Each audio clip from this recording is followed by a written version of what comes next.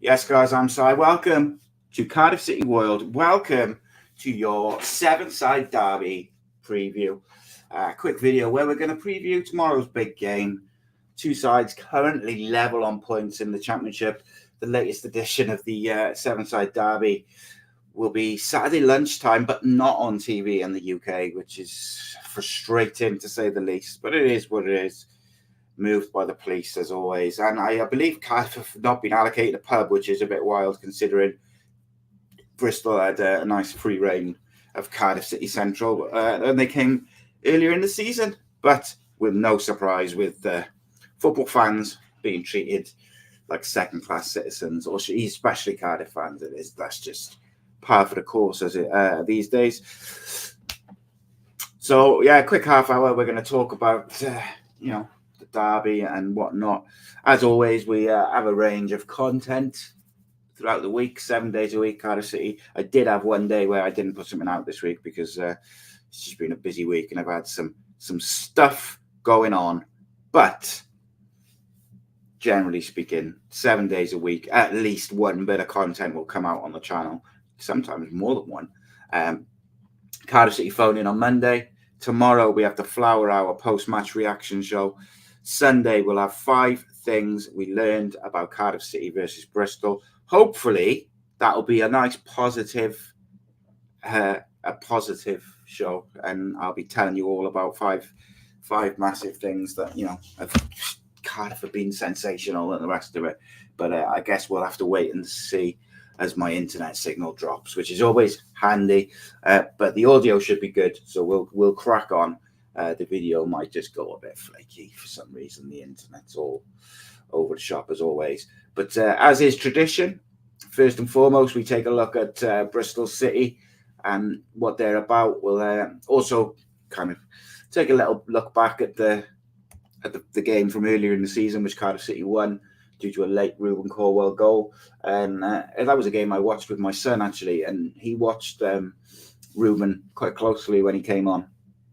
And he really enjoys going to the games and stuff, but he watches it slightly different to his mates. He focuses on Ruben Corwell, like almost just like solely on Ruben Corwell, because they play the same position and because he's a local lad and stuff. But it's quite interesting, and it's new for me. Like it's a new way to watch Cardiff games in particular, because he'll point out things which maybe I would have missed as I'm watching the game, generally speaking. But like Bristol City are a very kind of up and down side in many ways, quite similar to Cardiff. They've had a bit of an up and down season. They are capable of some good football, but they don't always produce it, or certainly not on a consistent basis. But they have got some players I quite like, some good technical players, some quick players, and they're relatively consistent in the kind of the 11s they pick. They've got like a core players who they depend on. They're coming off the back of a Sheffield Wednesday game, which they lost 2-1. Sheffield Wednesday have been on fire, and incidentally, it was Ike Ugbo who, would have been playing. I don't know if he did play against Bristol for us, but he certainly was in the Cardiff City squad at that time. Scored a couple of goals. Being the goal poacher he is. Interestingly enough, let's have a look at the 11 which Bristol played. Yeah, sort of very similar sort of lineup to what they go. They play a 4-2-3-1. A lot goes through sort of Williams and Gardner Hickman in that double pivot, but I really like the number 11, Mehmeti. He's a real good player. I actually really like Naki Wells. I think he's got a lot to offer, but he tends to be on the bench. Gardner Hickman or Andy King tend to be alongside Williams at the base, and then they'll try and dictate the play. I do think that the striker is particularly dangerous. Conway can do some damage if you leave him unmarked and you leave him opportunities. He's capable of scoring goals. But I wouldn't be surprised at home to see Naki Wells start, and I wouldn't be shocked to see Roberts play fullback over either Tanner or Pring. But I wouldn't actually be shocked if Andy King was to play, but that's another story in itself. Bristol play quite similar to Cardiff. They'll try and play out from the back. They don't, well, I say that they don't press in the same way Cardiff do. It's a bit more of a low block or a mid-low block, and they tend to not press until the opposing team comes further onto them, generally speaking. Whereas Cardiff at the start of the season used to press quite high, and they used to cause teams a lot of problems. Whereas as the season's kind of developed and gone on, that's when our press has just become very disjointed. And, you know, for instance, in that FA Cup game, Sheffield Wednesday, Ruben Colwell was like pressing the left back, the centre back, the right back, whilst Robinson and Bowler sort of stood around watching with their hands on their hips. But early in the season, Cardiff's pressing was a big part of the way they played, particularly in the derby games, playing out from the back with purpose, playing through the lines, getting people like Ramsey and Grant, Tanner, whoever on the ball in those areas where they can do damage. We did suffer recently where we were playing Wintle and Siopis was off form, and Wintle didn't quite have the capabilities to play through the lines. And then Rawls came back against Stoke, and we looked a bit better. We looked able to find Colwell before he kept dropping deep to get on the ball. So I think there's a lot to be said for getting at Bristol, but I think ultimately I'd be very surprised if Bullock does anything differently tactically that he's done away from home all season, which is try and keep it solid, try and keep it tight, and then hit teams on the break, which is not the worst idea when you're away from home. It's going to be a hostile atmosphere. So I was speaking to, I had Rhodri Giggs on the podcast yesterday, and that was a really interesting conversation, which will be coming soon. And he was saying, like, away from home, the away team will just want to keep it quiet, keep it as boring as possible for 15, 20 minutes, quieten the crowd down, and then instigate your game plan and try and get at teams. And the one thing which Cardiff haven't done this year when they've been the home team enough, certainly since Christmas, is they let teams settle. They're too slow. They don't press. Just letting teams get comfortable. At the Cardiff City Stadium, the crowd drops anyway, and then it's all a thing. We know the Bristol crowd will be up for it, particularly in that first half an hour. So Cardiff will, I would almost guarantee, play their possession-based game. They'll try and slow it down. They'll try and frustrate Bristol. I don't think we'll see a lot of movement off the ball. I don't think we'll see anything. We'll just be two banks of four almost with and then Colwell and whoever they play up front, certainly for the early stages. And then as the game progresses, you'd like to think that maybe, there'll be a bit more movement and a bit more attacking prowess. Personally, I don't have a problem with kind of sitting in and trying to hit on the break away from home, particularly in a derby game. But I would like to think that when we win the ball, especially if we win the ball around the halfway line in the Bristol half, that the wide players will be gone, the striker will be gone, and there'll be a lot of movement off the ball, so we can make those transitions over the ball count. Bristol are where they are for a reason. Same as Cardiff City. We are where we are for a reason. We're a work in progress. We are not the finished article, and we are not consistent. In terms of the player to watch, there's a couple from that Bristol side who I believe could do damage to Cardiff if not marshalled properly. Pring would normally be one from left back overlapping and getting forward that I'd be concerned about due to his delivery. But I back Perry NG against any winger in the division. He did have an off game the other week, but overall this season been sensational. Best right back in the league, and Cardiff will do very well to hold on to him. So I'm not too worried about Pring as I perhaps would be. And I'm going to go with Mehmeti off the sort of inside left. He plays off the left, but he'll cut in and try and create that space for Pring to overlap. And Mehmeti is a very clever player. He'll come in, he can play off Knight, he can play off Conway, and he will try and, should I say, rather than he will try and play it either in little ball, he'll cut inside, and then he'll try and play a little ball in behind for Conway to get in behind the defence, or he'll look for that 1-2 off Conway to collect it on the run and go through that side. Whereas Sykes on the right-hand side will try and more get the ball into the box, whereas Mehmeti is a bit more clever. Maybe if you think kind of like inverted winger, Jadon Sancho style type, not quality, but in terms of the way he plays, tries to play off the striker with little balls rather than beat his man and put the ball in the box.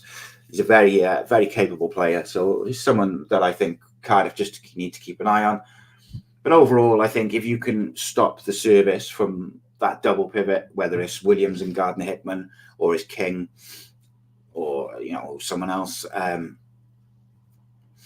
McCrory maybe might play in there. Whoever plays in that double pivot is such an important area, and that's why Cardiff need to get their own double pivot, the right selection of the duo.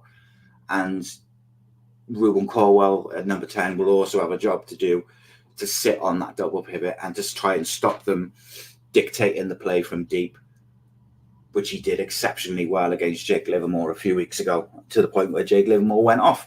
So in terms of Cardiff, look, I would love to say just get at them, go at them, be attacking, be press, and get at Bristol and just try and blow them away. But we know, let's be realistic, that's not necessarily the way to go with the side we've got, the quality that we have. And I think it's certainly not the way the manager prefers to play. We're going to be solid in the early stages. We're going to try and make it very difficult for Bristol, build from the back, keep possession of the football, kill the atmosphere, and then try and create things on the counter-attack, which is not the worst idea, as I say. In terms of selection, I would make a couple of changes from Stoke. Now, they're mainly tactical changes rather than performance-related. So Halver stays in goal, NG right back. I would go, obviously, Phillips and Kutas. Left back, I'm bringing Jamalo Collins back in, I think, simply because I feel like defensively he's a little bit more solid. But I wouldn't be devastated to see Wilson Esperand in there, because actually I thought he did a really good job at left back.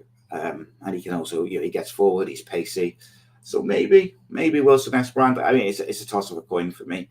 I'm leaning towards Collins for the defensive aspect of it, maybe in the one-on-ones. And also he doesn't quite push. Whilst he does get up and support the left-sided winger, he doesn't go flying forward. So if we lose the ball, he's miles out of position.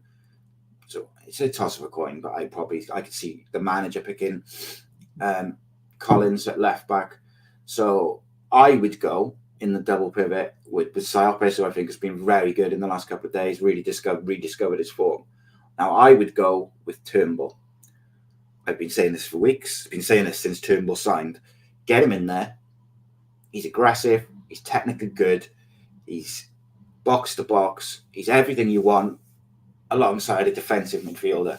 He's good on the ball. He can do his defensive duties. He works hard. But he's also got that quality to progress the play, particularly if you win the ball in the transition. However, I believe that the manager will pick Joe Rolls or Wintle. I think there's an even slight chance he plays both, which I really hope not. I really hope we don't see that flat 4-3-3, because that would be disastrous. I'd like to see Turnbull in there. If he's not 100% match fit, give him an hour alongside Siopis, and then get Rolls in there just to be comfortable on the ball and whatnot. I just don't think that Joe Rolls has got the legs, particularly in a derby.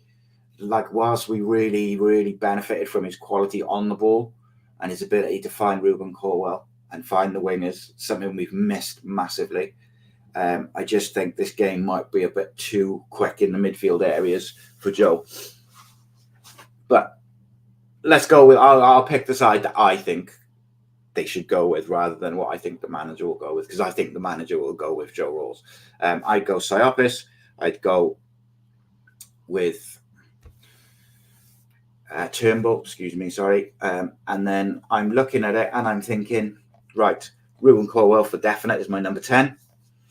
And then it gets interesting because O'Dowda's back in the squad. I think that's massive for Cardiff City. I would be very surprised if he started, simply because he's been out for so long. And if you look at the interview which he gave to Cardiff City World and to Martin the other day, he said he was only back on the pitch recently. So it doesn't seem like he's been doing a lot of training, but he is back in the squad. So I think that obviously tells his own story in terms of, what's what. So O'Dowda's not going to start anyway, is what I'm basically saying. I think on the right-hand side, we will see Mate, I think, will be on the right-hand side. A lot of this depends on if Karlan Grant is fit. If Karlan Grant is out, then I think we see Mate on the right and we'll see Bowler on the left, which I'm not against. I've been saying the last couple of weeks, I would like to see Josh Bowler play on the left. Tell him to be direct, beat his man, put the ball in the box. I think he can be a really good championship winger. I just don't think he does himself justice, constantly cutting in, looking for the shot. Just my opinion. So, I mean, there was rumours this morning that we might see like Keane Ashford or someone playing one of the wide areas, but I'd be very surprised if Ashford was to make his debut or his first start in a league game, in a Bristol game. That'd be mad, but who knows? Obviously, Ollie Tanner's changing with the training with the under-23s. I had my say on that yesterday with Gavin Gordon, so if you want to see that, have a look. Obviously, if Karlan Grant is fit, if Karlan Grant was fit, I would go with Bowler on the left, Ruben Colwell, and probably Mate on the right. And then through the middle, I would go with Grant. I think if Karlan Grant was fit, the manager would play him off the left and he'd play Bowler off the right. And then I think he plays Jesus tomorrow.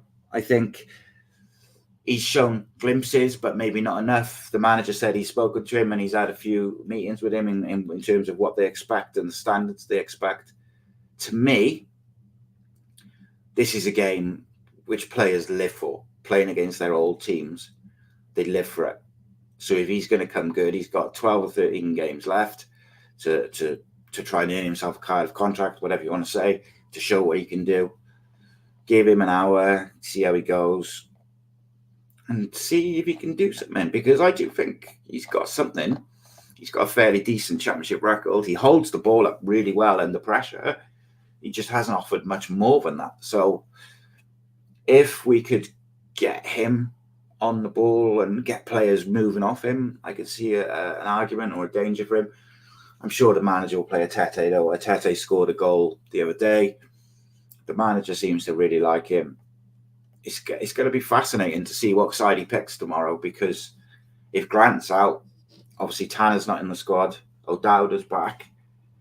I've really got a horrible, horrible feeling that we're going to see that flat 4-3-3, which is going to really upset me. And he'll set it up as Siopis, Rawls, Wintle, with a striker, say Atete, and Colwell off him, and a kind of like or Colwell and Bowler off him in like a 4-3-3, 4-5-1 type thing. I really don't want to see that. We play our best stuff when we're 4-2-3-1. I'd like to see Siopis, Turnbull, Colwell, Bowler on the left.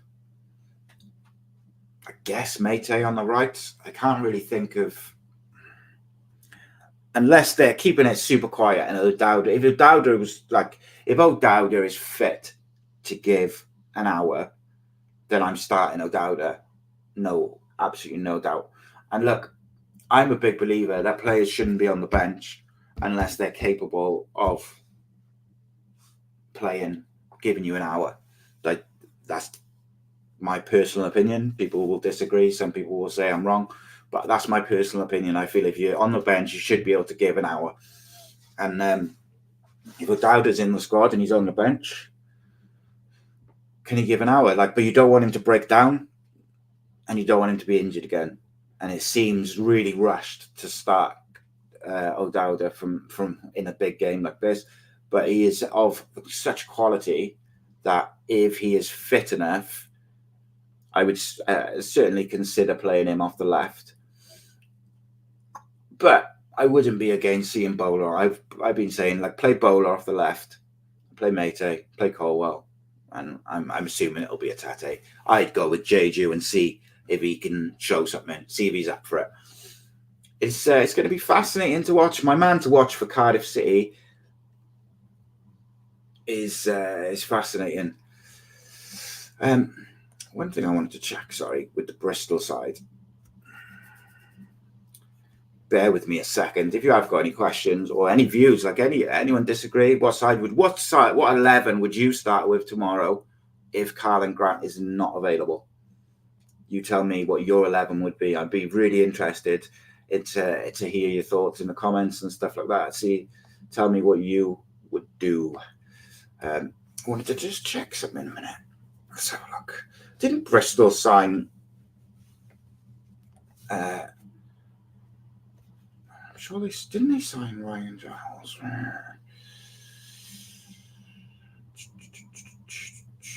No, they didn't. Didn't they? Just for a second, I thought they did. So yeah, that's my 11. One to watch for Cardiff City. I'm going to go with.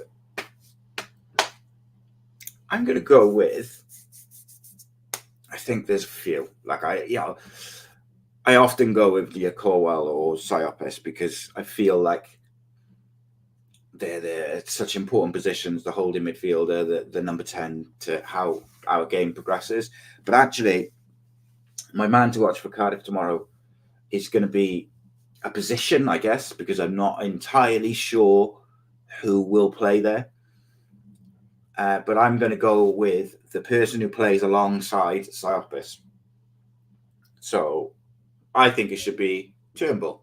So he would be my man to watch tomorrow because I think if he plays and he plays to the standard that he is capable of, he will help keep us solid. He will help protect the defence and shield the defence, but he will also cause Bristol all sorts of problems in the transitions and in the counter-attack, getting the ball to the Colwells and to the wingers and really creating stuff, his set pieces, etc.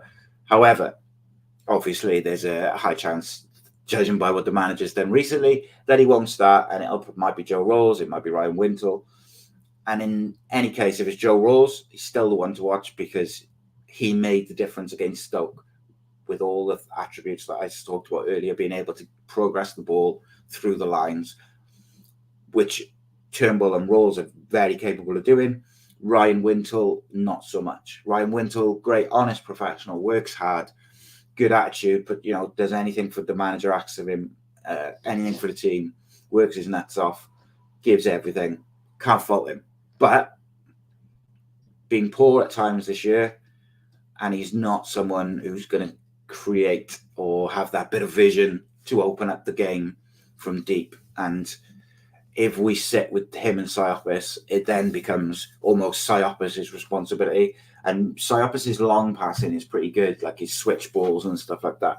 He's very good at that. But sometimes his not his short passing, because that's the basics of his game. It's just the easy pass. But like those sort of 10, 12-yard balls through the lines, through the eye of a needle, or seeing something, where someone's moving in the corner of the eye, that's not his strength. And I think when Wintle plays, that responsibility almost transfers to Siopis, and we tend to, the ball breaks down in our midfield a lot.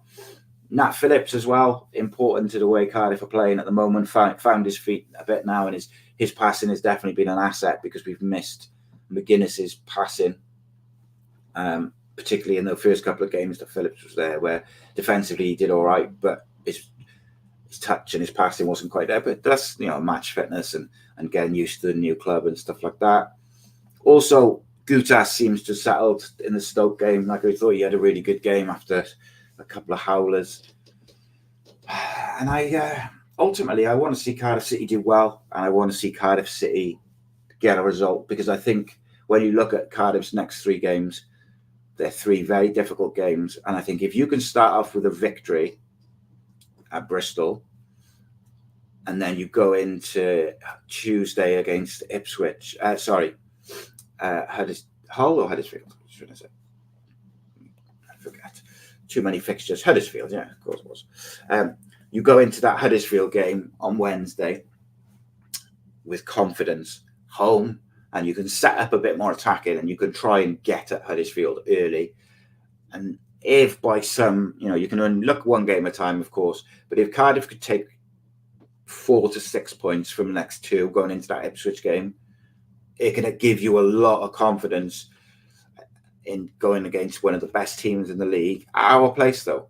So if we can go into that Ipswich game with a bit of confidence, if we play like we did at the start of the season, we're capable of giving anyone in this league a game. And we did that. We gave Ipswich a game. We gave Leeds a game. We gave Leicester a game. We gave Southampton a game. We beat Swansea. We beat Bristol. We beat Huddersfield.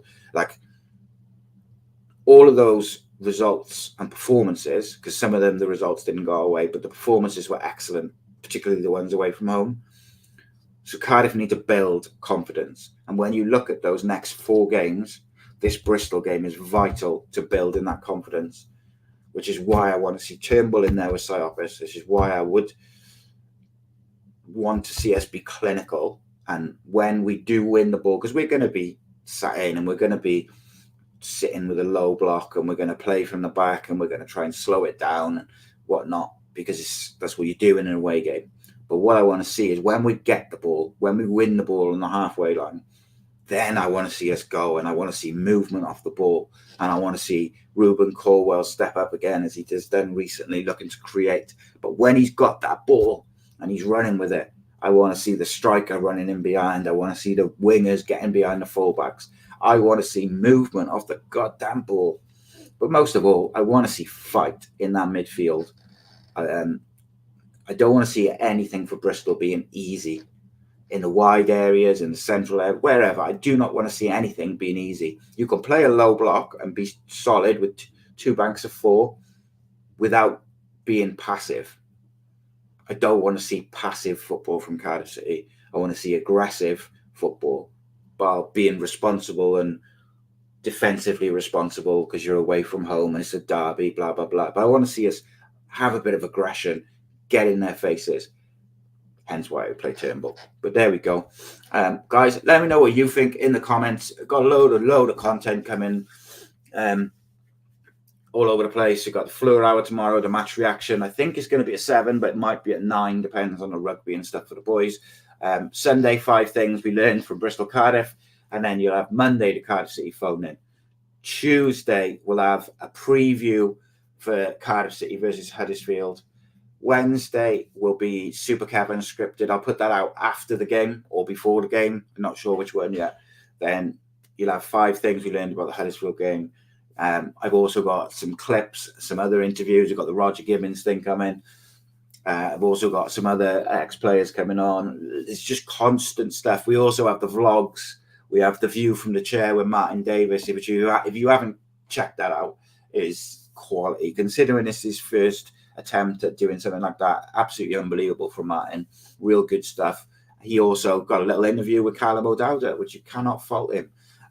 So loads and loads of stuff. If you want to get involved in Cardiff City World, then get involved. I'm jumping over now, 8 o'clock on Ace Podcast Nation, Rhodri Giggs on Football, where we're going to be talking top 10 worst Premier League transfers of all time. Paul Pogba getting banned, FA Cup, all that good stuff. That's at 8 o'clock. So I'd be love to see you all there. If not, I'll see you later. Nice one.